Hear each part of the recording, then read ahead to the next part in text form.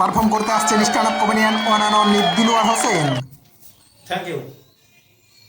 বর্তমানে রেলের টিকিটের যা অবস্থা, তাতে আপনি খুব সহজে একটা রেলের চাকরি পেয়ে যেতে পারেন, কিন্তু একটা টিকিট নয়।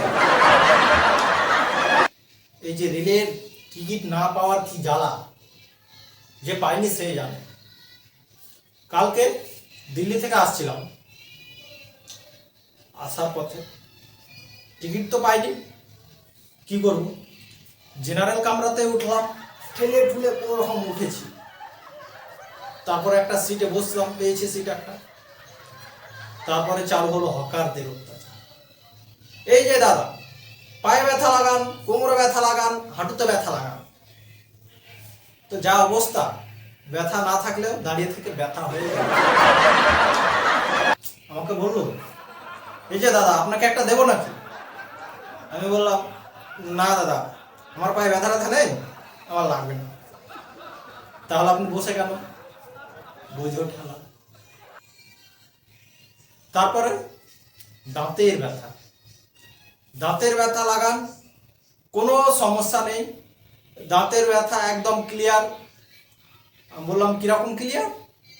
বলছে, দাঁত লাগাবে, দাঁতে আর কোনো ব্যথা থাকবে না। মানে না তো আপনার দাঁত উঠে যাবে। মেয়া, তাহলে খাবো কিভাবে? কেন জুস করে? কিভাবে? ওই যে পেছনে দেখছেন মিক্সচার মেশিন বিক্রি করছে, ওটা আমার মেজো ভাই। তো আমি মিক্সচার মেশিনে কি করব? ওই যে পেছনে দেখছেন আপেল বিক্রি করছে, ওটা আমার ছোট ভাই। ধর্মী, আমি আপেল নিয়ে কি করব?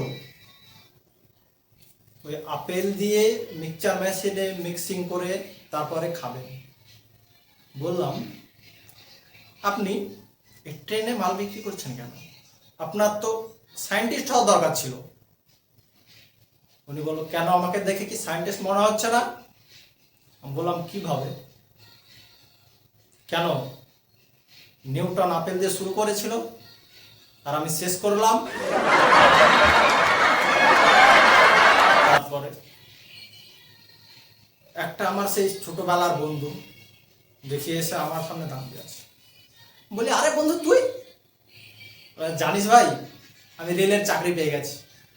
আমি বললাম, ভাই তুই একটা রেলের চাকরি খুব সহজে পেয়ে যেতে পারিস, কিন্তু একটা টিকিট নয়। তারপরে টিটি আসছে। টিটিকে দেখে আমার সামনের সিটের একটা বাচ্চা ছেলে বাবা বলে লাফিয়ে পড়ল। টিটিকে বললাম, ওটা কি আপনার ছেলে?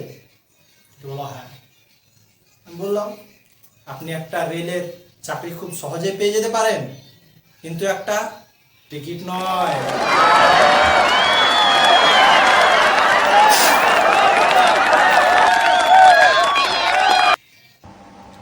তো বন্ধুরা, ভিডিওটি কেমন লাগলো সকলের লাইক কমেন্ট করে জানাবেন। আর এরকম আরও ভিডিও পেতে পেজটিকে ফলো করুন।